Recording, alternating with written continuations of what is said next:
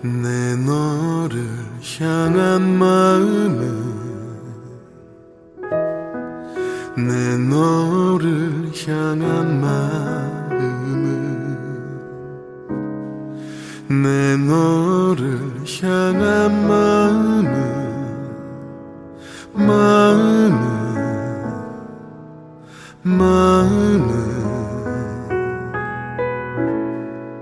내 너를 향한 마음은 내 너를 향한 마음은 내 너를 향한 마음은 그 마음은 내 마음은 내 너를 향한 마음은 내 너를 향한 마음은 내 너를 향한 마음은 그 마음은 나의 마음은 내 너를 향한 마음은 내 너를 향한 마음은 내 너를 향한 마음은 나의 마음은 사랑. 오늘 우리에게 주신 하나님의 말씀은 요한계시록 21장 22절에서부터 27절까지 말씀입니다. 성 안에서 내가 성전을 보지 못하였으니 이는 주 하나님 곧 전능하신 이와 및 어린 양이 그 성전이심이라. 그 성은 해나 달의 비침이 쓸데없으니 이는 하나님의 영광이 비치고 어린 양이 그 등불이 되심이라. 만국이 그 빛 가운데로 다니고 땅의 왕들이 자기 영광을 가지고 그리로 들어가리라. 낮의 성문들을 도무지 닫지 아니하리니 거기에는 밤이 없음이라. 사람들이 만국의 영광과 존귀를 가지고 그리로 들어가겠고 무엇이든지 속된 것이나 가증한 일 또는 거짓말하는 자는 결코 그리로 들어가지 못하되 오직 어린 양의 생명책에 기록된 자들만 들어가리라. 아멘.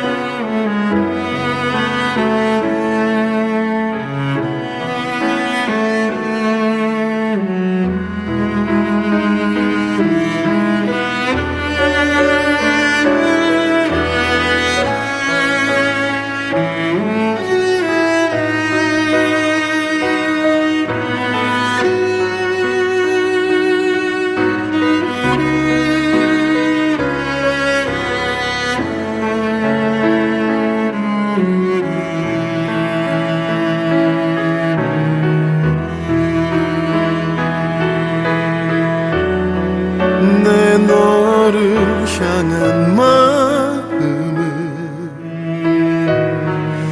내 너를 향한 마음은 내 너를 향한 마음은 그 마음은 나의 마음은 내 너를 향한 마음은 내 너를 향한 마음은 내 너를 향한 마음은 나의 마음은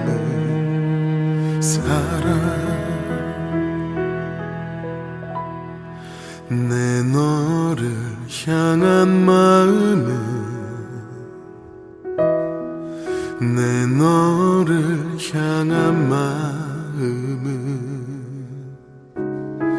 내 너를 향한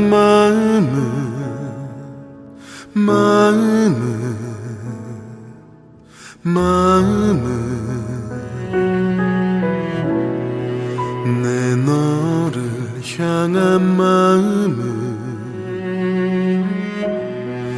내 너를 향한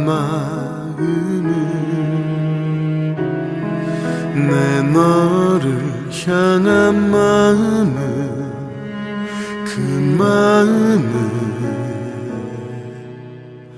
사랑.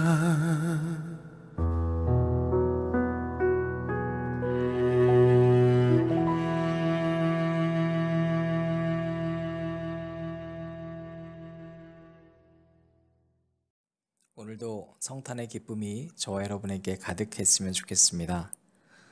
무엇이든지 의미를 따라가는 삶을 살아야 의미 안에 담겨 있었던 최종 목적지를 가게 됩니다. 신앙생활은 결국에 천국이 목적이지 않겠어요? 천국의 모형은 곧 이 땅의 성전인데요. 오늘 말씀은 그 성전에 담긴 의미, 성전이 무언가에 대해서 딱 한마디로 우리에게 결론을 얘기해 줍니다. 성전은 보이는 성전이 아니라 주 하나님 그리고 어린 양이 성전이다 라는 거죠. 따라서 이 땅에서 우리는 보이는 성전을 따라 사는 게 아니라 보이지 않는 성전 되신 예수 그리스도 그 자체를 쫓아가는 삶을 살아야 합니다. 왜냐하면 성전은 보이지 않는 것이기 때문에 그 의미대로 살아야지만 의미가 인도하는 목적에 올바르게 다다를 수 있습니다. 그게 바로 천국이고 하나님이겠죠. 하나님을 믿고 또 하나님께 간다고 얘기하면서 그 하나님이 원하는 의미를 모르고 그 의미대로 살지 않으면 아무리 하나님 믿는다고 해도 엉뚱한 곳으로 갈 수밖에 없겠죠. 성경에서 지상교회를 두고 여러 가지 의미로 우리에게 이야기해주는 것을 발견합니다. 교회는 에덴의 모형이다라고도 얘기하죠.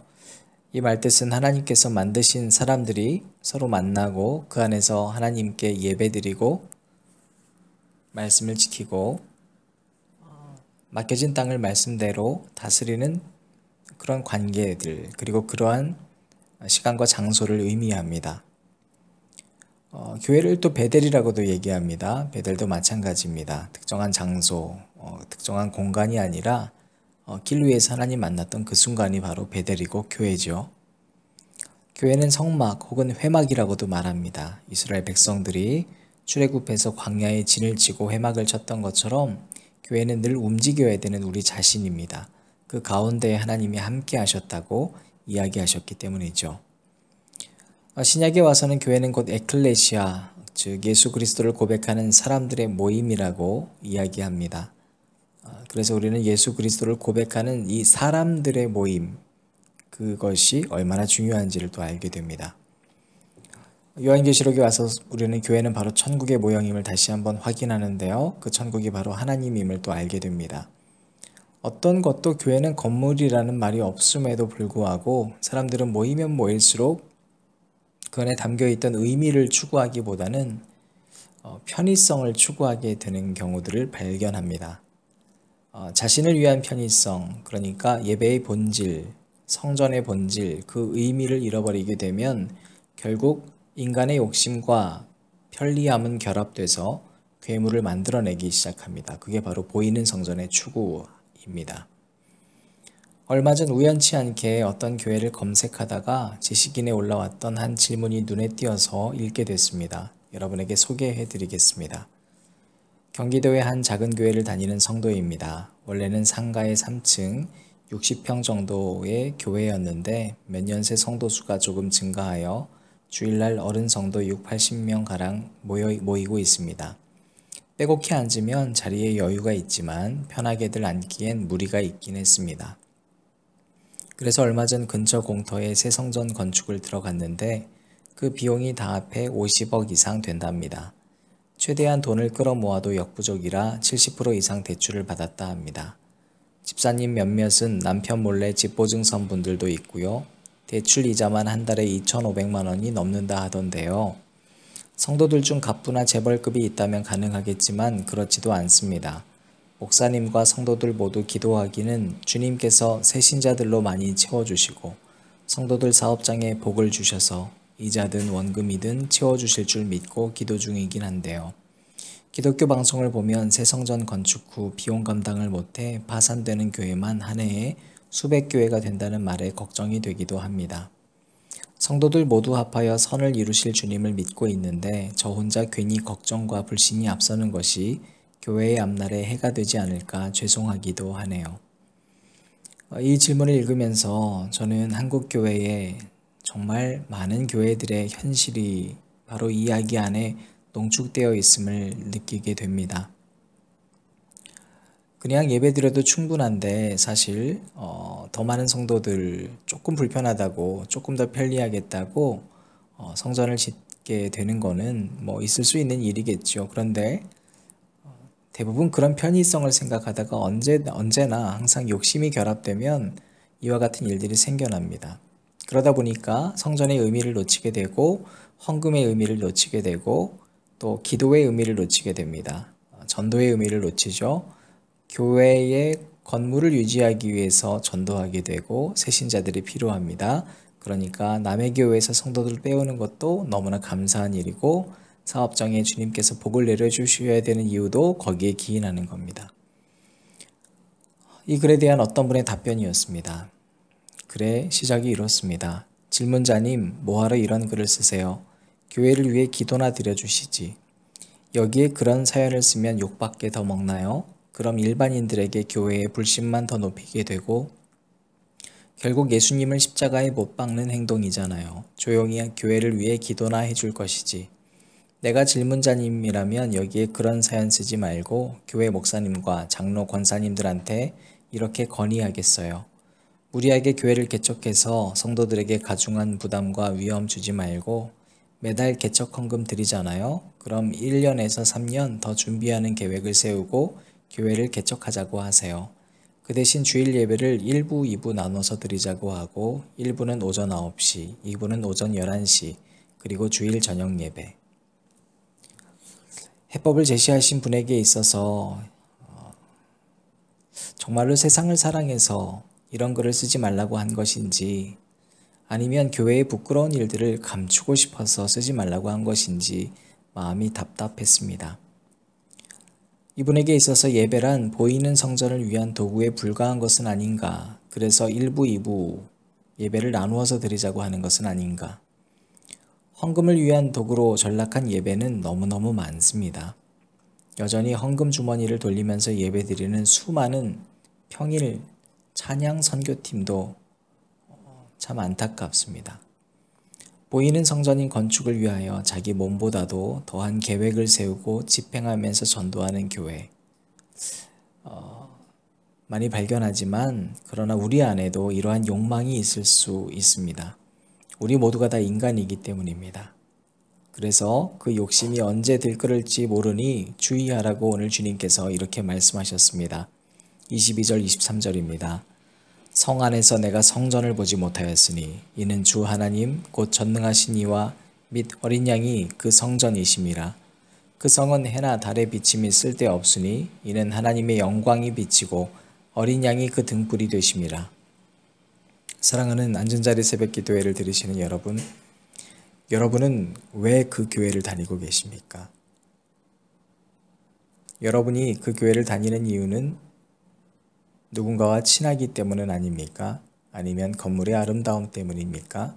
아니면 제도의 훌륭함입니까? 그것도 아니면 여러분에게 편리한 무언가가 있기 때문은 아닙니까? 아기 예수가 탄생한 날을 기념하는 성탄 전날 밤입니다. 그날은 깜깜한 날이었겠지만 그러나 동시에 해나 달의 비침이 아무 소용없었습니다. 왜냐하면 하나님의 영광이 가장 작은 곳 베들레헴 마구간에 비추었기 때문입니다. 아기 예수는 그날 가장 더럽고 냄새나는 곳을 자기 거처로 삼고 이 땅에 내려오셨습니다. 그곳이 바로 교회입니다. 우리 모두 그 아기 예수를 품은 말구유가 되기를 주님의 이름으로 축복합니다.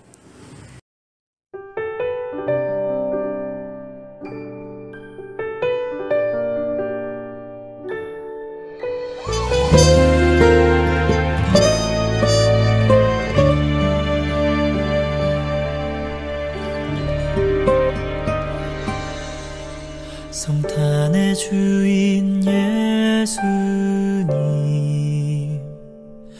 화려한 불빛과 아름다운 노래는 다 주님을 위한 것. 성탄의 주인 예수님, 흰 눈이 내림은 별빛이 수놓음은 다 주님을 위한 것.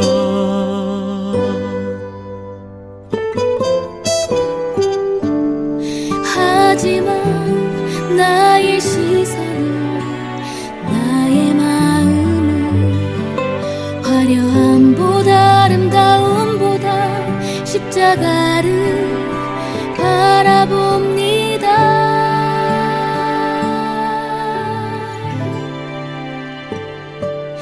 우리가 노래하는 이유는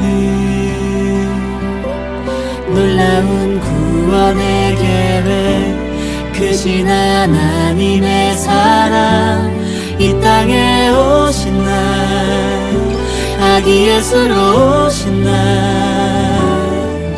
오늘 우리가 노래하는 이유.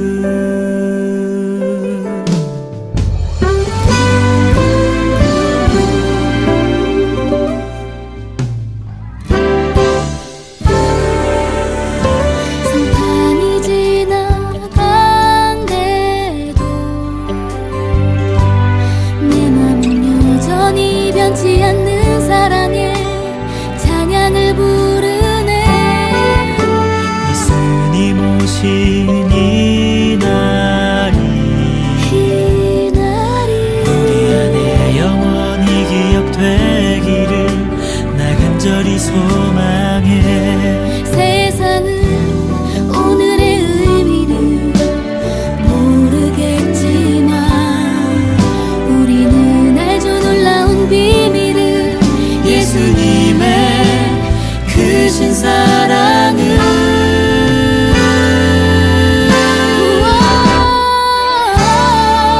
우리가 노래하는 이유는